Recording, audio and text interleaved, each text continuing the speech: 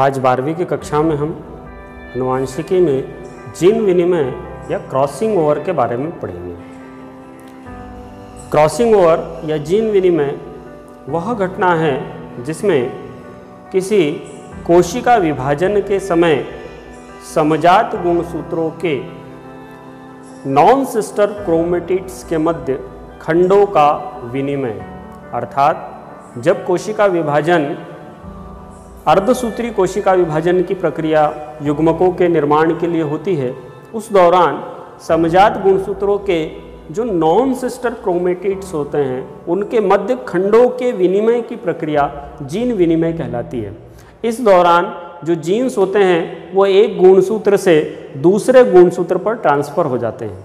इस तरह से अपूर्ण सहलग्नता उत्पन्न होती है, अर्थात माता पिता से जो जीन्स समूह में गुणसूत्र के माध्यम से उत्पन्न होते हैं वे जीन्स वैसे के वैसे संततियों में ट्रांसफ़र नहीं होते हैं, उनमें नए संयोजन जीन विनिमय के कारण उत्पन्न होते हैं। इसलिए हम देखते हैं कि एक ही माता पिता से उत्पन्न होने वाली दो संततियां भी लक्षणों में एक दूसरे से भिन्न होती है और उत्पन्न होने वाली संतति भी माता पिता की फोटोकॉपी नहीं होती है, उसमें भी नए लक्षण दिखाई देते हैं। प्रकृति में नए लक्षणों को उत्पन्न करने के लिए जीन विनिमय या क्रॉसिंग ओवर की घटना सबसे महत्वपूर्ण घटना मानी जाती है। कुछ वैज्ञानिकों के अनुसार प्रकृति में नई जातियों की उत्पत्ति का मूल कारण भी जीन विनिमय को माना गया है, क्योंकि यहाँ पर गुणसूत्रों में जीन्स के नए कॉम्बिनेशन उत्पन्न होते हैं, नए प्रकार के रिकॉम्बिनेंट्स बनते हैं, इसलिए नए लक्षण संततियों में दिखाई देते हैं।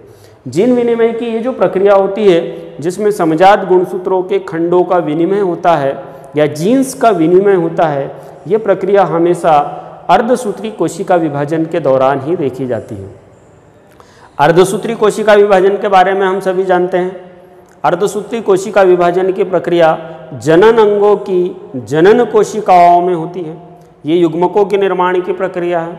अर्धसूत्री कोशिका विभाजन में एक द्विगुणित कोशिका से 4 अगुणित कोशिकाओं का निर्माण होता है या एकमात्र कोशिका से 4 संतति कोशिकाओं का निर्माण होता है। बनने वाली इन चारों संतति कोशिकाओं में गुणसूत्रों की संख्या मात्र कोशिका की तुलना में अधिक होती है। तो वो जो अर्धसूत्री कोशिका विभाजन की प्रक्रिया है जिसमें युग्मकों का निर्माण होना है, वह प्रक्रिया जीन विनिमय के लिए सबसे महत्वपूर्ण मानी जाती है। जब जीन विनिमय की प्रक्रिया अर्धसूत्री कोशिका विभाजन में प्रारंभ होती है तो उसकी कुछ उप अवस्थाएं हैं। जब अर्धसूत्री विभाजन प्रारंभ होता है तो उसके 2 फेज होते हैं। हम देखते हैं कि जो मियोसिस होता है ये 2 फेज में कंप्लीट होता है। एक को कहा जाता है मियोसिस फर्स्ट और दूसरा होता है, ये कहलाता है मियोसिस सेकंड। हम मियोसिस फर्स्ट की बात करेंगे। यहाँ पर जो पहली अवस्था होती है जिसको प्रोफेज फर्स्ट कहा जाता है, इसमें 5 उप अवस्थाएँ होती है। पहली अवस्था होती है, इसको कहा जाता है लिप्टोटीन। दूसरी अवस्था होती है, ये कहलाती है जाइगोटीन। तीसरी अवस्था होती है, इसको कहा जाता है पैकेटीन। चौथी अवस्था होती है डिप्लोटीन और 5वीं अवस्था होती है, इसको कहा जाता है डाइकाइनेसिस। ये 5 अवस्थाओं में प्रोफेज फर्स्ट कंप्लीट होता है और इसी दौरान जो है वो जीन विनिमय की प्रक्रिया भी होती है। एक चीज़ और हम जानते हैं कि जो गुणसूत्र होते हैं मनुष्य के शरीर में इनकी संख्या 46 होती है, 46 होती है। और यदि एक प्रारूपिक गुणसूत्र की संरचना का हम अध्ययन करें तो हम पाते हैं कि एक गुणसूत्र में 4 भुजाएं होती है, उसकी 4 आर्म्स होती है। ये जो 4 आर्म्स होती है इसमें से प्रत्येक आर्म को जो है वो क्रोमेटिड कहा जाता है और इनको जोड़ने वाली जो मध्य की संरचना होती है ये कहलाती है सेंट्रोमियर। वैज्ञानिकों का आकलन है कि जो जीन्स होते हैं वो गुणसूत्रों पर होते हैं। जीन्स अर्थात लक्षणों का निर्धारण करने वाली इकाइयाँ। जीन्स वे संरचनाएं होती है जो किसी डीएनए का एक खंड होती है और जिसमें प्रोटीन संश्लेषण की समस्त सूचनाएं उपस्थित होती हैं। तो जो जीन्स होते हैं वो गुणसूत्रों पर होते हैं। जीन्स की संख्या 40,000 होती है, गुणसूत्र 46 है। इसका मतलब ये है कि एक गुणसूत्र पर एक से अधिक जीन्स होंगे, वो जीन्स समूह में होते हैं। वो जीन्स एक गुणसूत्र पर रैखिक क्रम में पाए जाते हैं, उनके मध्य निश्चित दूरी होती है।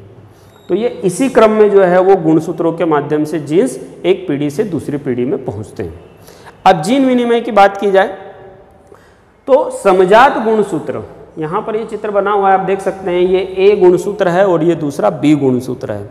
समजात गुणसूत्र उन गुणसूत्रों को कहा जाता है जिनकी आकार, आकृति और संरचना लगभग समान होती है।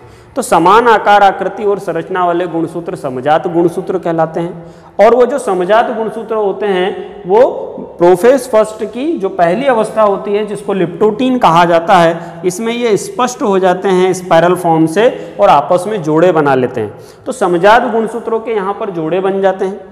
जोड़े बनने के बाद जो अगली अवस्था होती है जिसको हम जाइगोटीन कहते हैं, उसमें इनके मध्य में क्रॉस बनने लग जाता है, यानी एक गुणसूत्र की एक भुजा दूसरे गुणसूत्र और दूसरे गुणसूत्र की भुजा पहले गुणसूत्र के साथ में क्रॉस बना लेती है। ये जो क्रॉस होता है, इस क्रॉस को यहाँ पर किएज़मेटा के नाम से जाना जाता है। जब ये क्रॉस बन जाता है तो क्रॉस बनने के बाद सबसे महत्वपूर्ण अवस्था आती है जीन विनिमय की, इसको कहा जाता है पैकेटीन।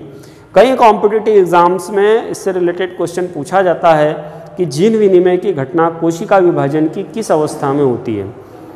तो जीन विनिमय की घटना अर्धसूत्री कोशिका विभाजन के प्रोफेज फर्स्ट की पैकेटीन अवस्था में कंप्लीट होती है। ये वो अवस्था है जिसमें एक गुणसूत्र का छोटा सा टुकड़ा टूट जाता है और दूसरे गुणसूत्र के साथ में जुड़ जाता है। तो जब ये पूरी प्रक्रिया कंप्लीट हो जाती है तो हम देखते हैं कि ये जो समजात गुणसूत्र था ये जीन विनिमय के बाद बदल जाता है। इसकी संरचना में यहाँ पर एक छोटा सा टुकड़ा जो है गुणसूत्र का वो किसी दूसरे गुणसूत्र का आकर जुड़ा हुआ है और इसमें क्या आ गए, बहुत सारे नए जीन्स आ गए। तो इतने भाग में जो नए जीन्स यहाँ पर हमको दिखाई देते हैं ये तो उतने पुराने वही के वही आ जाते हैं, लेकिन यहाँ पर जो नए जीन्स दिखाई देते हैं ये नए लक्षण उत्पन्न करेंगे उस संतति के अंदर। तो इस प्रकार से ये युग्मकों के अंदर क्रॉसिंग ओवर के बाद नए कॉम्बिनेशन द्वारा उत्पन्न होने वाले गुणसूत्र है जो संतति के शरीर में निषेचन के बाद पहुंचेंगे। तो जब जाइगोट में नए प्रकार के संयोजन वाले गुणसूत्र पहुंचते हैं तो उस संतति में माता पिता से भिन्न लक्षण प्राप्त होते हैं। यदि इसी क्रम में गुणसूत्र उस संतति के शरीर में चले जाएं तो हम कह सकते हैं कि संततियां माता पिता की पूर्ण रूप से फोटोकॉपी होगी, लेकिन हम पाते हैं कि वास्तविकता में ऐसा होता नहीं है। संततियों में कुछ भिन्न लक्षण दिखाई देते हैं और वो जो भिन्न लक्षण होते हैं वो इस जीन विनिमय की घटना के कारण होते हैं। इसलिए वैज्ञानिकों ने कहा है कि प्रकृति में कभी भी जो पूर्ण संलग्नता होती है वो नहीं पाई जाती है, हमेशा अपूर्ण संलग्नता पाई जाती है, अर्थात जीन विनिमय की घटना हमेशा युग्मकों के निर्माण के दौरान होती है।